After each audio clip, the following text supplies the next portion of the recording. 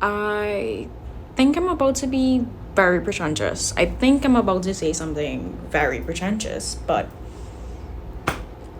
I miss conversation.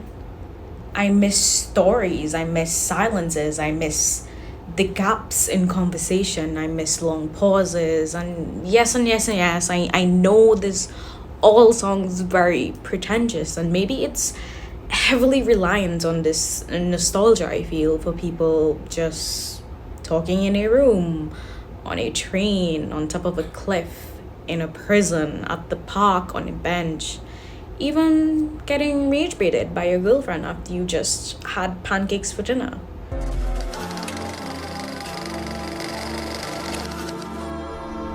It's Indigo Montoya and Wesley talking on top of the cliff in The Princess Bride. It's Robin Williams and Matt Damon in Good Will Hunting on the park bench. It's Celine and Jesse on the train. It's Holden Ford interviewing various serial killers trying to understand why. It's Ragnar and King Edward drunkenly debating heaven and Valhalla in that Roman battles in Vikings. Which seems like a ridiculous place where everybody is always happy. Valhalla is ridiculous. All the dead warriors get to fight again in the courtyard each morning and kill each other again. And then they all have supper together. And they are both ridiculous.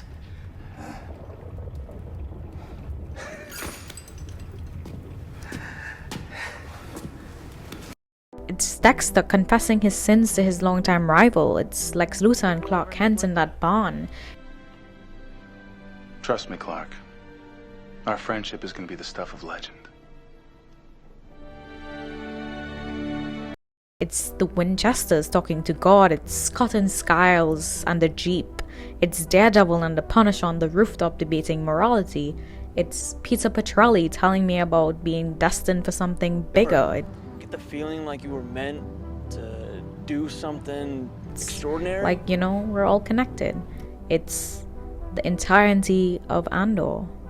There's endless discourse and discussion lately about television and film and about what works and what doesn't work. But you know what's not working?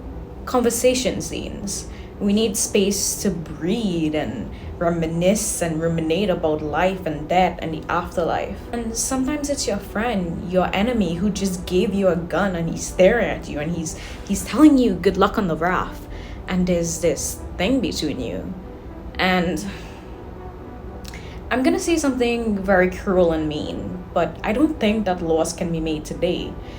I've been thinking about it for months and months, but I truly don't think laws can be made today. I don't think that laws can be made today because of the way in which the show was structured. It's essentially a show about conversations. Sure, there were, weird numbers and polar bears on the island and black smoke that ripped trees out of the ground and killed pilots, but it was about a man of faith and a man of science constantly butting heads in some of the most electric scenes still in television today. And I think that's probably why I'm a bit of a TV snob. And that's why these plane crash shows and TV mysteries and those big puzzle box shows never work for me, no matter how hard I try, because Lost did it better 20 something years ago and it still has not been topped. Destiny versus free will, science versus fate, moving on from one's past. It's a show that talks about humanity standing in front of a big question and how each one of us replies differently to them. These questions are, of course, still relevant to this day, and people can say what they want about the finale because maybe you didn't get the finale, but I got the finale. And people love to throw around the term prestige television these days, but Lost really is in another league compared to everything else. All the Lost alike shows that came out after are all in a big damn hurry to get to the mythos of the show without building up the characters. Not getting that character moments like this is what the show is really about. So yeah, I don't think that Lost could be made today. It would be dead on arrival if Lost was airing on TV right now, and that's all I'm gonna say. I mentioned loss because I want to talk about this scene at the end of season 1, Exodus. It's Jack and Sawyer, and Sawyer's about to go off on the raft, and Jack is giving him a gun and he's telling him good luck on the raft. And there's this thing. These are guys who have been butting heads, bickering and fighting over the girl all season. Jack has been a asshole to Sawyer because Sawyer's been an asshole to everyone. Jack kind of sort of gave the green light on Sawyer being tortured. Got tortured by a damn spinal surgeon and a genuine Iraqi. I mean, you just let that damn Arab torture me. Because Sawyer stole the guns to prove he's got bigger balls. They've both been each other's personal punching bag for the entire season. But see, Jack's going off to the other side of the jungle for dynamite, and Sawyer's leaving on the raft. This is their goodbye. Guess this is pretty much goodbye then. Yeah, I guess it is. Sawyer's got nicknames for everyone on the island. Oh, happy day. Here comes Dr. Giggles. How'd I score the house call, Dr. Quinn? Dr. Do-Right doesn't trust me with his antibiotics. Oh, you're in trouble now, cool hand? Guess that's why El Jacko and Anna Lulu didn't ask me to join their revolution. What's it like having both the doctor and Captain Falafel fighting over you? It's a joking front to convince himself and others that there isn't much going on in his head.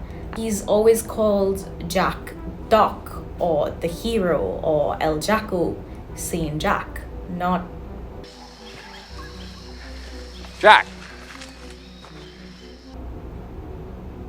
It's a subtle shift in dialogue that instantly demands our attention. Sawyer's never called him by his name before. He actually calls Jack Jack and not Doc or some other quip he has. He's respecting the moment by respecting Jack. We see that Sawyer is fighting himself since he once claimed to Charlie that he never did a good thing in his life. Between just letting it be and telling Jack about the interaction he had with his dad, that his father was proud of him and that he knew it was his fault. For context, Jack departed on bad terms with his father, and it's been looming over Jack all season. He starts hallucinating him in the forest while he's dehydrated. He sees him everywhere. He's imagining him. It's eating him up inside. Sawyer pieces it together from a phrase Jack and his father have been saying their entire lives. Don't beat yourself up about it. It's fate. Some people are just supposed to suffer. That's why the Red Sox will never win the damn series. Kate, what did she give you? Nothing she wasn't willing to part with. That's why the Sox will never win the series. What's that? Huh? What did you just say? I said that's why the Red Sox will never win the series. What the hell is that supposed to mean? It's just something my father used to say. So he could go through life knowing that people hated him. Instead of taking responsibility for it, he just put it on fate. Said he was made that way. Your daddy. He a doctor too? Was. He's dead. About a week before we all got on the plane, got to talking with this man in a bar in Sydney. He was an American too. Doctor. I've been on some benders in my time, but this guy, he was going for an all-time record. So it turns out this guy has a son. Son's a doctor too. They'd had some kind of big-time falling out. The guy knew it was his fault, even though his son was back in the States thinking the same damn thing.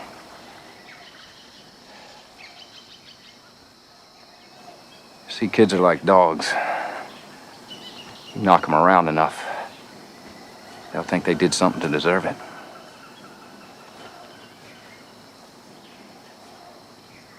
Anyway, there's a payphone in this bar, and this guy. Christian. It's almost like he's thinking, should he say Tells the me he real wishes he name? had stones to And pick up the phone. he Call his decides kid. to go all the way. Tell him he's sorry. He's a better doctor than he'll ever be. It builds up perfectly and just lets Jack proud. react to it all. Jack reacting to the ghost of his father's loves him. words coming out of Sawyer's mouth. It's pretty much the only time that Sawyer has this sincere, no sarcasm attitude. I had to It's take probably off, the but first entirely selfless thing Sawyer does all season. something tells me he never got around to making that call.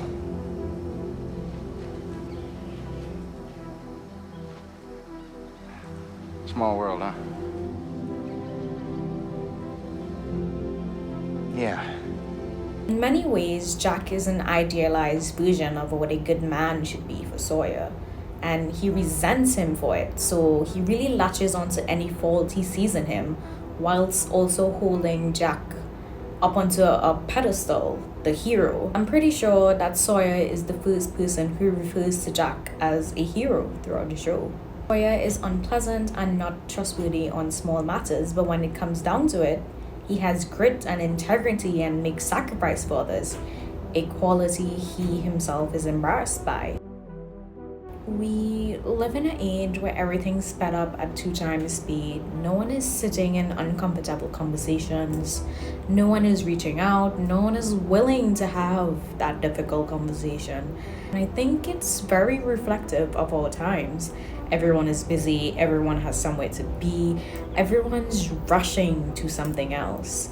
No one is willing to sit in the mirror, sit with themselves. No one is willing to confront their foil. Everything is undercut by a joke. It's quick to move along. It never lets us sit in the moment. I've been questioning a lot lately who and what you are loyal to.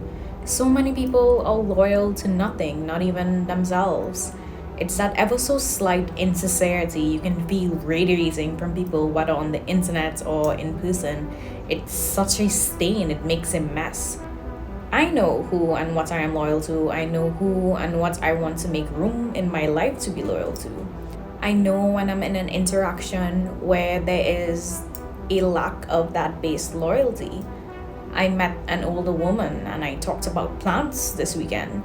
And in that space between us, there was this blind loyalty to the conversation we were having. Would my mom like this plant? Why is this plant different than the purple one?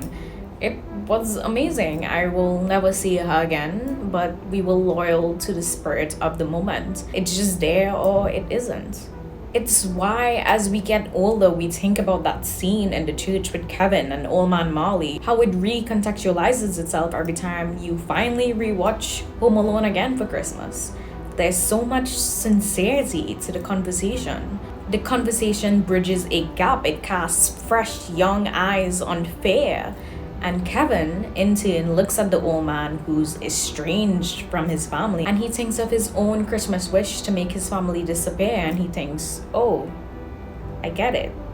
See, when we subject people to psychoanalysis, we are often judging more than perceiving. But notice that you're also removing them from the space of the conversation, disconnecting them from your body.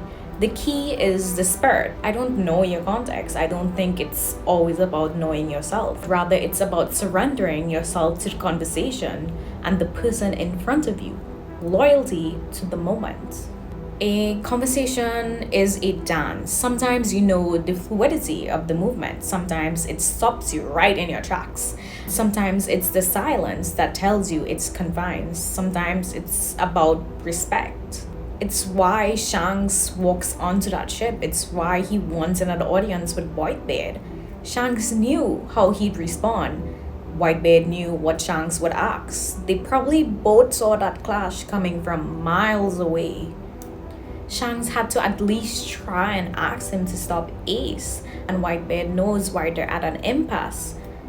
They cross swords because they both understand they're at a point of no return and no compromise. And they fully understand each other's reasoning. They both knew it was a dawn of a new era, and Whitebeard actually does agree with Shanks. but he's doing something noble in defending Ace's decision. He defends Ace like a father taking the blame for his kid. He willingly gets called out for his kid's stupid decision. Me, after I started watching One Piece, and I'm trying to sneak One Piece into like every single media I can. Hey, how can I make this about One Piece? Hey, have you heard about that 11,078 episode anime? Like, you should watch it. It's one season. Like, hey, have you heard about One Piece? Like, One Piece is like the greatest anime. Like, oh my god, it really is the greatest anime. Like, please watch One Piece. I'm sorry. Everyone is so hypersensitive of language and lead every conversation with emotion rather than nuance. Everyone feels like they must have the last word. That correction is an attack. Pouncing on words and accepting that they made an error is indicative of some deep character flaw or whatever bullshit they've made up in their minds. That of nuance. And we've seen the cycle before. We're seeing it illustrated on our screens, the second screen viewing. Why that scene in the final season of Game of Thrones when they're in the hall, why it feels like that? Because they're delivering lines. They're not there's no silence in the moment.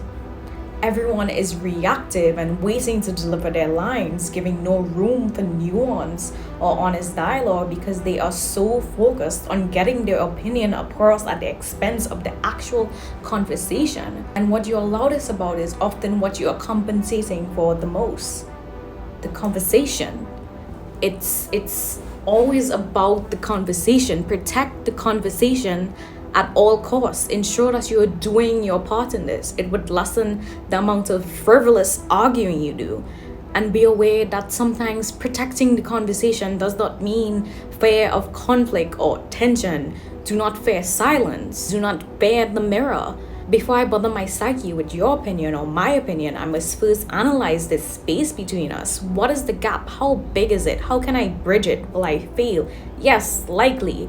But I will try again if I'm guided by my heart to do so. Whitebeard knows the gap. Shanks knows the gap. Old Man Marley bridges the gap. Sawyer protected the conversation. The gap is still too big for Daredevil and the Punisher. If it's between you and some poor bastard whose wife you're gonna turn into a widow, brother, you are going down. Look at the gap between Pacino saying, "You were going down," and him speaking. De Niro wonderfully acts in silences. Yeah, it's the diner scene from Heat. I think about you daily. It's that palpable chemistry oozing from the screen with De Niro and Al Pacino in that coffee shop. It's the scene that makes the ending one of the most powerful endings in cinema. It's two actors at the very top of their acting game, second to none. I don't need to explain myself because you're just like me, born between Vincent Hanna and Neil McCauley. The strange connection between two people. The whole conversation is a cat and mouse game, every sentence carrying layers of meaning. It shifts into two wolves circling each other. Hanna initiates this meeting because he wants to get to know McCauley, so he can identify his weak spots. McCauley, meanwhile, accepts because he is sure of himself and he tries to do the same. It's also tactical. He wants to elicit a sympathetic response from his opponents, and it works because it's what gets McCauley involved in the conversation. Before that, he's pretty much more on guard. It's where they agree that neither one of them wants to or is good at anything other than their job. It's about two men who went to war and never really came home. A part of Hanna is still frozen in Vietnam. A part of McCauley remains forever in Folsom because his criminal history marks him.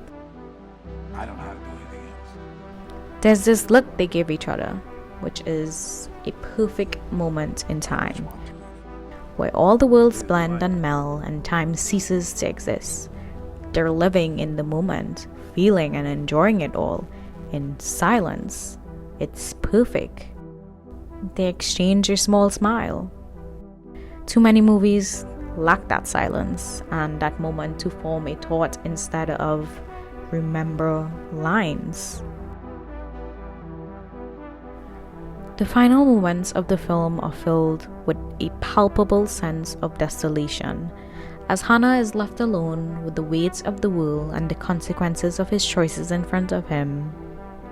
Hannah doesn't hold Neil's hand because it's his one chance at connection.